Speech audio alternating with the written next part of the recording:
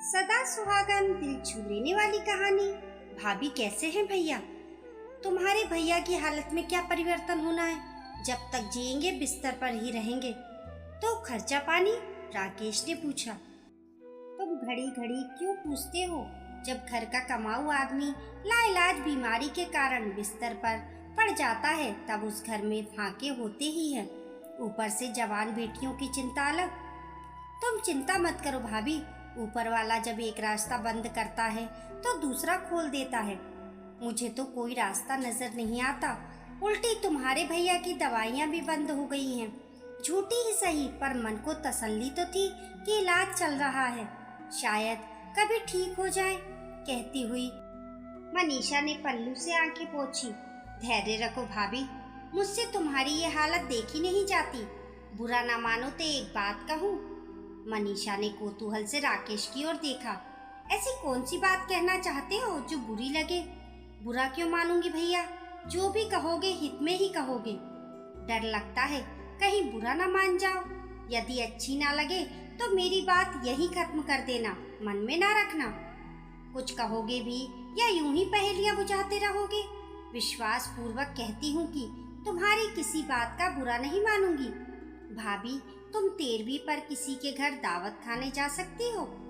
बड़े आदमी हैं, उनकी पत्नी का देहांत हो गया है, मेरे परिचित हैं। किसी सुहागन ब्राह्मणी की व्यवस्था करने के लिए मुझसे कहा गया। अचानक तुम्हारा ध्यान आ गया।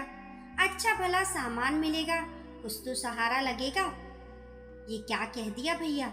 मैं किसी की 13वीं जीमने जाऊं और दान दक्षिणा लूं? मुझसे ये सब नहीं होगा। फिर कोई जान पहचान वाला मिल गया तो? आप नहीं जाओगी तो कोई और चली जाएगी। पहली बार जाने में संकोच होता। वहाँ कोई जान पहचान वाला नहीं मिलेगा। यदि कोई मिल भी जाए तो क्या कोई जान पहचान वाले तुम्हारे पेट को रोटी देने आते हैं? कोई तुम्हारी खेल खबर लेता है? सयानी होती 2-2 बेटियां हैं, उन्हें घर में अकेले छोड़कर तुम भी तो कुछ नहीं कर सकती। एक बेटा भी होता तो सोच लेते। ये तो तुम ठीक कह रहे हो भैया, पर मुझे बड़ा संकोच हो रहा है। संकोच को छोड़ो भाभी, वहाँ तुम किसी की तरफ मत देखना, माथे पर घूंघट कर लेना। वे अपने रीति रिवाज अपनी तरह से करते रहें, बस तुम चुपचाप देखते रहना। राकेश ने समझाया। तुम तो वहीं रहोगे ना? मनीषा ने हिम्मत की। मेरे रहने ना रहने से तुम्हें क्या फर्क पड़ेगा? तुम रहोगे तो थोड़ी हिम्मत बनी रहेगी। मनीषा ने किसी मासूम बच्चे की तरह राकेश का दामन थामना चाहा। भाभी रहूंगा तो वहीं, पर इतना बड़ा ब्राह्मण भोज है, पता नहीं सेठ जी कौन सा काम सौंपते। हाँ, ये तो तुम ठीक कहते हो, पर घर तक तो इन लड़कियों से क्या कहूँगी? कल कहाँ जाऊंगी? मनीषा ने फिर सवाल उछाला। क्या हो गया है भाभी, इतना डर क्यों रही हो? क्या कभी कहीं दावत खाने नहीं गई? कुछ भी कह देना बच्चों से, घंटे भर की तो बात है।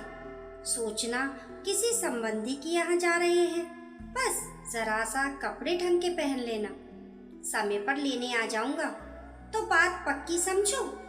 अब तुमने भैया ना की गुंजाइश कहाँ छोड़ी है। अगले दिन तक मनीषा संकोच और आशंका से घिरी रही। किसी भी काम में मन नहीं लगा, नींद भी ठीक से नहीं आई। बार बार मन हुआ कि मना कर दे।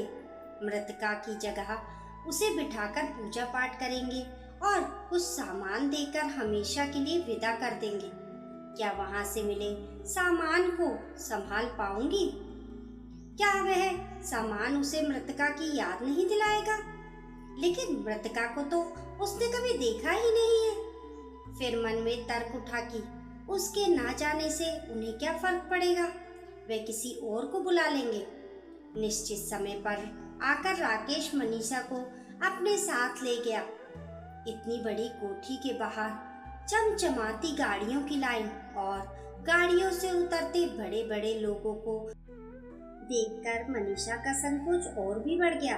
राकेश ने समय की नजाकत को समझा और मनीषा के कान में कुछ फुसफुसाया। इधर उधर मत देखो भाभी, वरना जी घबराता रहेगा। तभी राकेश की नजर सेठ जी पर पड़ी। राकेश ने हाथ जोड़कर कहा। पंडिताइन जी आ गई। सेठ जी ने अपने पास खड़े पुत्र को इशारा किया। फिर ससम्मान मनीषा को अंदर ले गया। अंदर हवन अभी अभी संपन्न हुआ था और ब्राह्मण भोज की व्यवस्था चल रही थी। बहुओं ने मनीषा को चौकी पर बिठा दिया। ब्राह्मणों के साथ ही मनीषा को नए बर्तनों में खाना परोसा गया, मनुहार करके खिलाया गया। एक बहू झूठी थाली उठाकर ले गई। बर्तन धो धाकर प्लास्टिक की थैली में डाल दिए गए। ब्राह्मण भोजन कर चुके तो मनीषा को लोहे के एक फोल्डिंग पलंग पर बिठाया गया।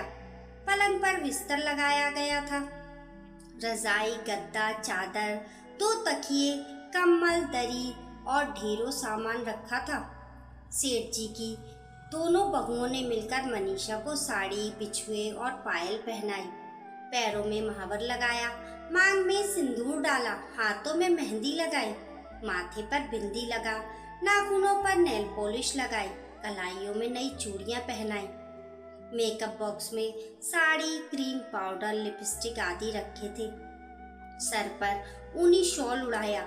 उसे पलंग पर बिठाकर बहू बेटे पलंग को उठाकर 5 कदम चले।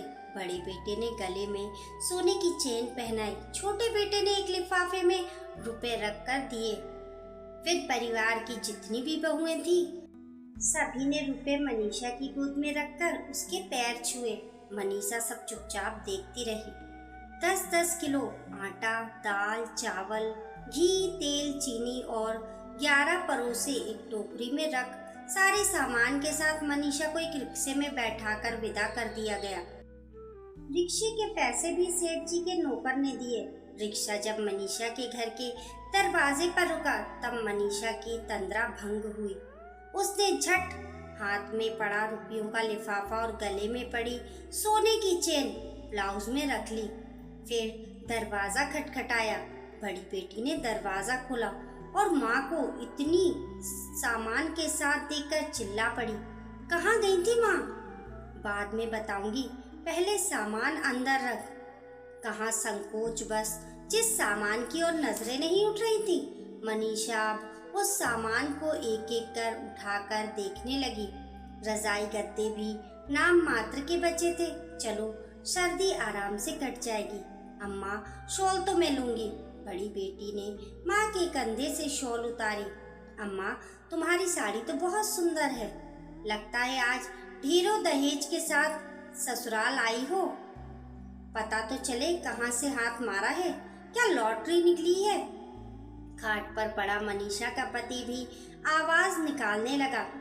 तुम तो चुपचाप लेटे रहो, सांस लेने दो, अभी बताती हूँ। अपने पति से कहती हुई मनीषा ने पुकारा, मंजली बड़की, पहले सारा सामान अंदर रखो, कोई देख लेगा। अब मनीषा को चिंता सताने लगी। दहेज ही तो है सब, ये सब बड़की के विवाह में दे दूंगी। लड़के वाले कब से कह रहे हैं, पैसा ना होने से अभी तक टालती आ रही हूँ। उसने दरवाजा बंद कर ब्लाउज से रुपयों का लिफाफा निकाला। पूरे 5,000 और सोने की चेन को हथेली पर रखकर अंदाजा किया तो 2 तोले की तो होगी ही। ख्याल आ गया, गले में काला धागा बांधने के अलावा कभी कोई गहना पहना ही नहीं। अब क्या पहनूंगी, बड़की को ही दे दूंगी। एक एक चीज उतार उतार कर अटैची में संभाल कर रखती जाती। अभी तो पैर छूने पर मिले रुपए गिनने हैं। पूरे 1,000 है, यानी कुल मिलाकर पूरे 6,000 रुपए। मन में डर सा लगा। राकेश को सोने की चेन और 5,000 के बारे में नहीं बताऊंगी, कहीं मांग ही ना ले। केवल 1,000 ही दिखाएगी।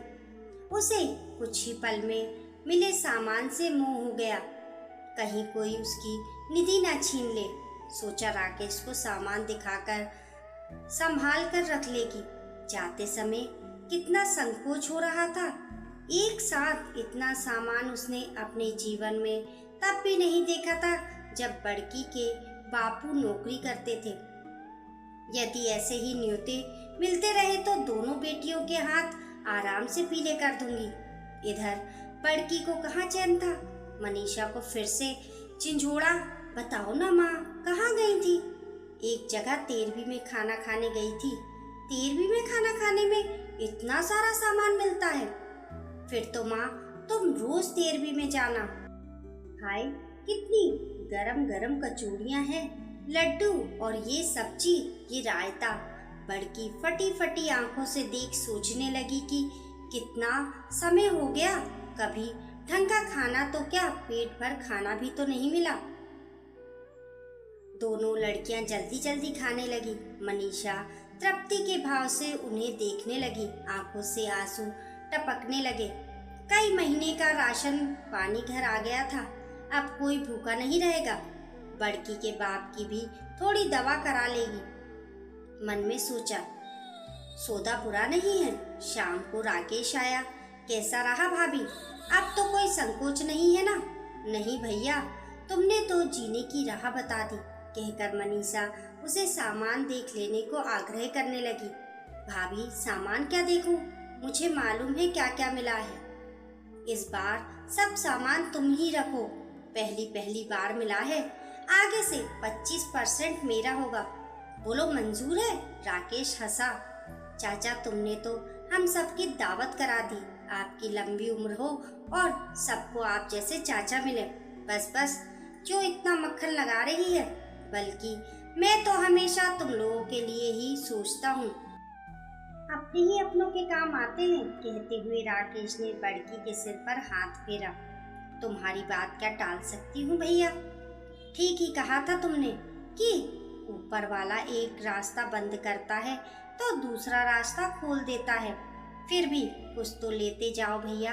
मनीषा ने जिद कर थोड़ा सा खाना बांध दिया। राकेश ने एक कचौड़ी उठाई, मुंह से काटी और दांतों से चबाते हुए मनीषा की ओर देखने लगा।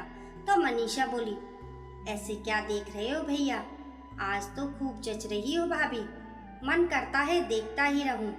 अब भैया तो तुम्हारी तारीफ करने लायक रहे नहीं, मुझे ही करने दो। सदा सुहागन रहो भाभी। दोस्तों, आप लोगों की इस कहानी के बारे में क्या राय है, हमें कमेंट करके जरूर बताइए। कहानी पसंद आने पर लाइक और शेयर करें। ऐसी ही अच्छी अच्छी कहानियों के लिए चैनल को सब्सक्राइब करना ना भूलें। मिलते हैं फिर एक नई कहानी के साथ, तब तक के लिए नमस्कार।